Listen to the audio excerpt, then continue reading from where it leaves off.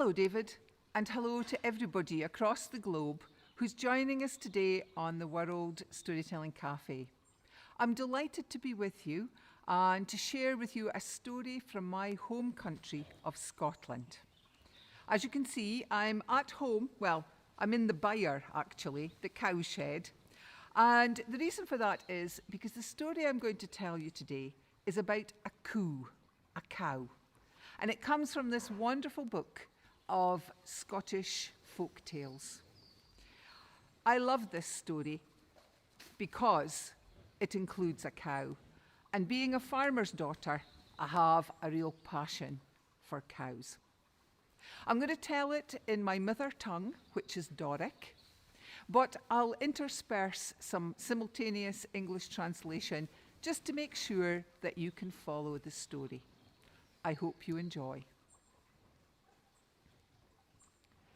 Awa hiney back, there was a man forbid wi' his wife and his loon in a wee hoosie doon by the Blackwater. The couple and their son enjoyed living in this small cotter house, and they had a good life. They also had a cow. In the coo was cried Broonie. Well, ae day the wife gaed out to the byre to milk the coo.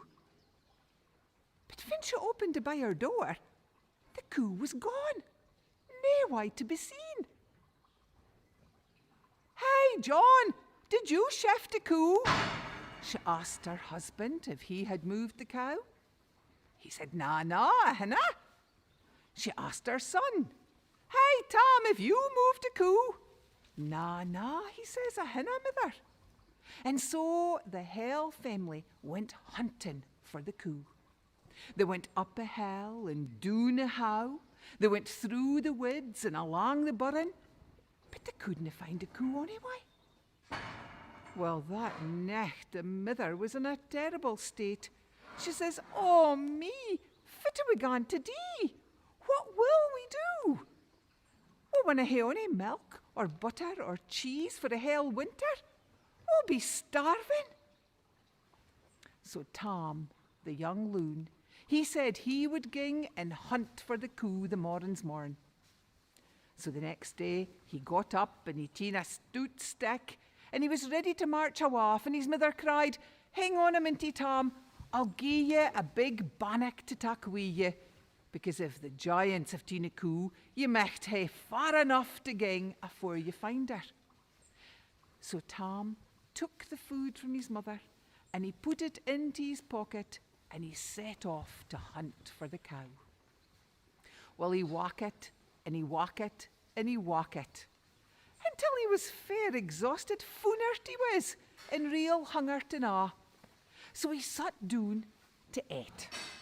He ta'en a bannock out of his pouch and he was munching awa when an idea come to him. So he cries out, he says, Broonie, give me a moo so I can hear where you are." And he listened and he heard moo, awa in the distance. Well, Tom got up and he gaed towards that soon. He followed it, aye. And afore long he shouts out again, he says, Broonie, give me a moo so I ken where you are." Moo, came back the soon. And Tom followed it. Well, he gaed on and on and on, and oh me, he was fair foonert and fair exhausted, so he sat down to rest. But he cried out, he says, Broonie, give me a moo so I ken where you are." Moo, came back the soon. And it was as though Broonie was recht aneath his feet. So Tom got up and he gaed down a hill, and when he got to the bottom of the hill, he seen a cave. So he gaed into the cave, and there was Broonie tied up wi' a muckle tow round its neck. Well, Tom ta'en out his knife to try and cut the rope, but it was worth thick. So he'd nothing else to do but try and undo all the knots.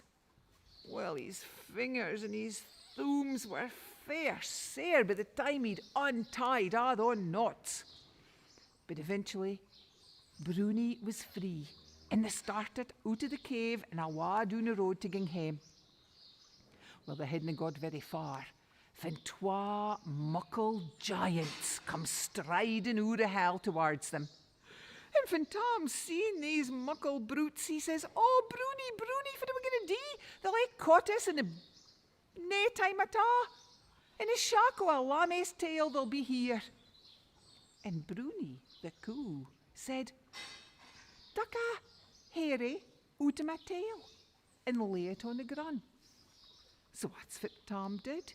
He pulled a hair out of Broonie's tail and laid it down on the ground. And the cow said, "Hair of my tail, hair of my tail, turn into a muckle burren, the biggest river you ever seen, een that's as big that only a birdie could flee across it." In a blink o' an eye, there was a muckle burren there in front of them. But when the twa giants reached the other side, the big muckle giant says, "Ha! That winna hinder us long. We'll soon catch ye. That will never stop us." And he cried to the littler giant to ging and get their muckle bull. So the little giant went and got their great big bull, and he came to the water side, and he went, and he sucked up all the water in a big gulp.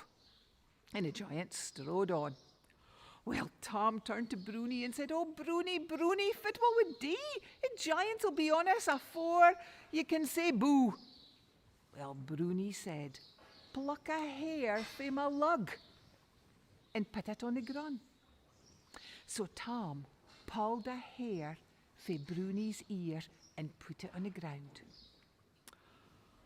And Broonie said, "Hair of my lug, hair of my lug, turn into a blazing fire, as big as you could only put it out, with a burren that's bigger than anybody can cross, a pert fae a birdie." Well, afore long, the giants had come to the other side of this blazing fire. And the big muckle giant cried out, he says, "This winna hinder us long. Nah, we're going to catch you. This fire winna stop us." Well, he brocht up his big muckle bull.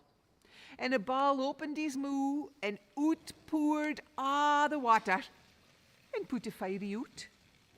And the giants marched on. "Oh me," says Tom, "what are we going to do, Broonie? They'll be worse afore you can say Jack Robinson."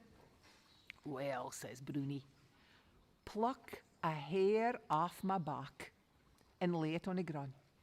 So that's what Tom did. He pulled a hair out of Broonie's back and laid it on the ground. And the cow said, "Hair of my back, hair of my back, turn into a muckle mountain, as big as reach of clouds, wa up in the sky."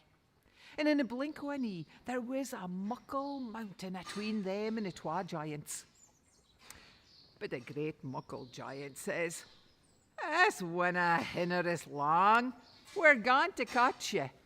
You winna stop us." And he sent the littler giant to ging and get a big drill. And he started to drill a hole through the mountain. And afore long, he could keek right through to the other side and see Tom and Broonie disappearing into the distance. Well, that giant didn't want to waste any time, so he louped into the hole and he squeezed and tried to get right through to the other side, but he was fair stuck. He couldn't get for it, he couldn't get back, and when the other giant tried to haul him out by the legs, he wouldn't budge ava. He was fair stuck. And he stuck there until he turned to steam. But Tom and Broonie, they won hame, a' the way to his mither and feather. And as far as I ken, they lived happily ever after. And that's my tale of Broonie the Cow. I hope you enjoyed it, as much as this eens did. Thank you.